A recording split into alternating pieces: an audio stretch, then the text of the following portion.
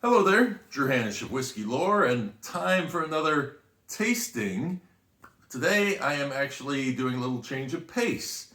I'm going to be tasting a spirit that has a very rich history back into the early days of America. In those early days when we were still all British citizens rather than being Americans, rum, because there was a great molasses and sugar trade with the Caribbean, the West Indies. And then we also had a time period there where apple cider, hard cider, and brandy were very popular, or applejack. And so what it was you would have this leftover fruit and you would want to distill it into something to preserve it, same as you would do with whiskey. Whiskey really didn't catch on until after the war started and it became hard to get the supplies for rum because of the blockades and all the rest. And so that's where rye whiskey came from, because then it was kind of a move into what do we have around that we can distill. There's a tie to George Washington with this particular spirit that I am going to be doing a tasting of today, which is Laird's. I don't know, you can't really see it now because there's too much glare on it. And I've emptied this bottle out, as you can tell. Actually, when I got it, there was about that much left in it. So I haven't had a lot of it, but this is the 10th generation Laird's Apple Brandy. It's a 5-year bottled in Bond Brandy. And if you haven't seen my interview with Lisa Laird Dunn and Gerard Dunn, then all you need to do is look a little earlier on in this YouTube feed and you will find that interview. It's interesting. We go a lot into the history.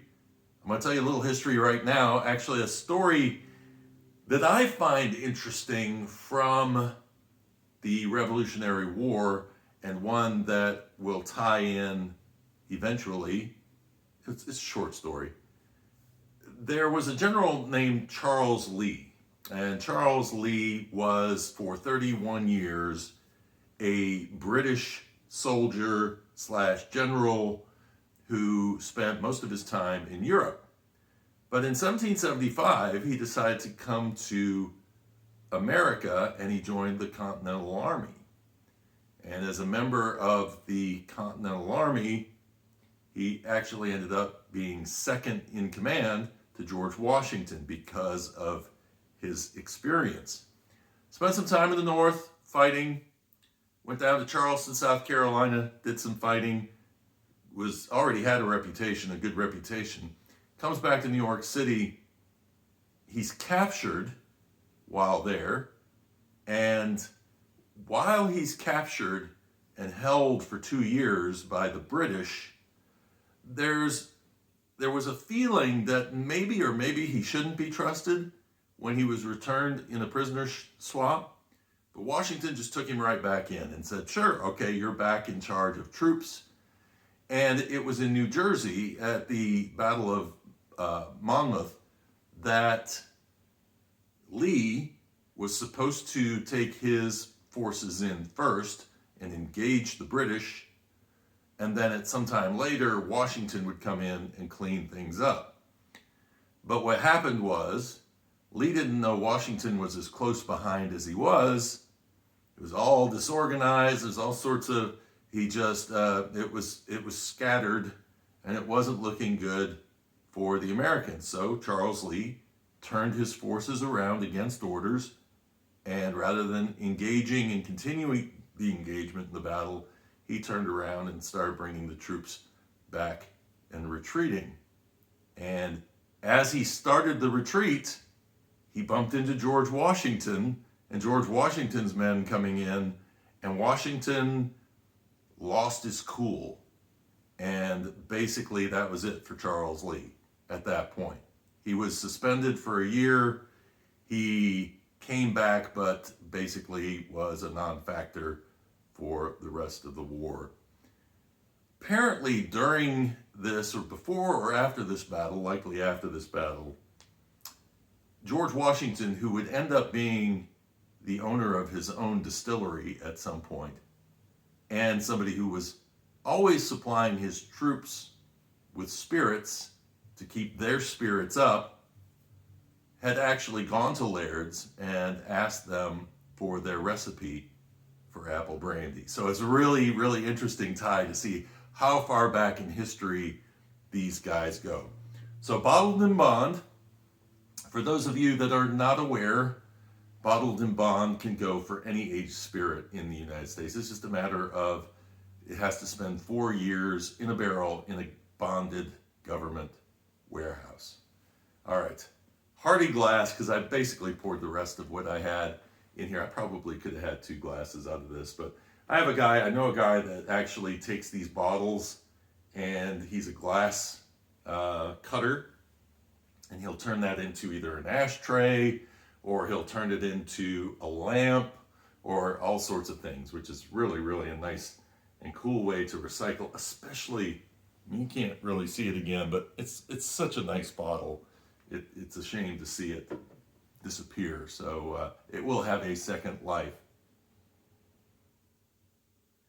So for those of you that don't and have not tried apple brandy before, I don't think, especially if you're a Scotch drinker, I don't think you're going to be that thrown by the change. It's not like drinking apple juice. It's not like a sweet bomb. It's still a distilled spirit. And I get apple a lot in scotches. And so you're going to get those same type of notes here, plus you're aging it in a cask that's going to give off certain whiskey related, from your experience, types of notes. So 50% ABV. I get like a nice soft blend of baking spices and that apple note that come in. There's little hints of vinegar in there, just very light. And there's a little caramel note, but there's a really nice, sweet baking spice coming through. And I was trying to nail down what it is. It's not quite allspice. Maybe nutmeg coming through. It's really nice notes. Cheers.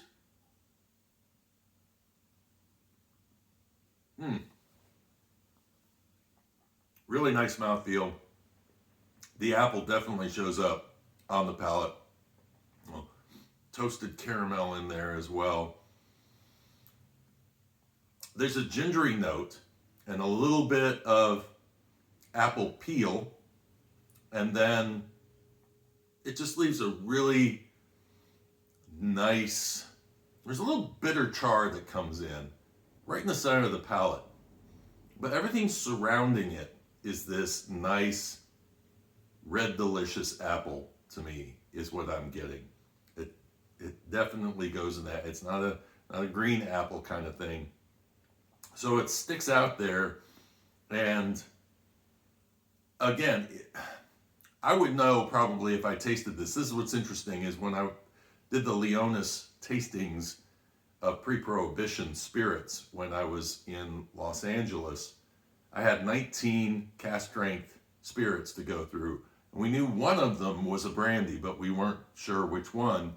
And as I was going through and tasting them, because all it has a little tag on them that sometimes was descriptive, sometimes wasn't. And when it got to the brandy, I knew. I mean, it's just, the apple flavor is amped up from everything else.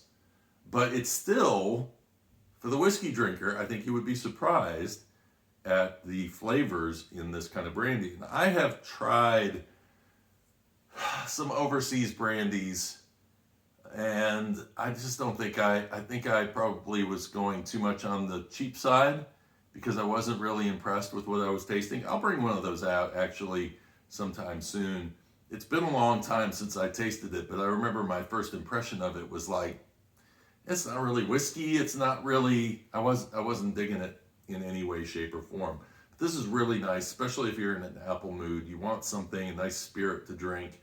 And I'm sure it would work well in certain cocktails as well, but I think it's really good to drink just on its own.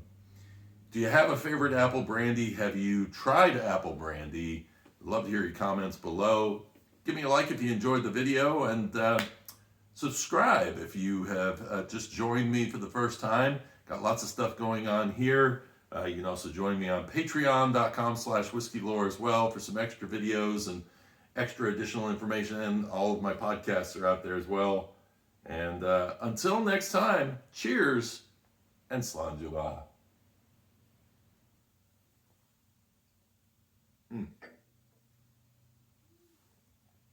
Great way to kick off the weekend. I'm a big sucker for like apple pie and love apples.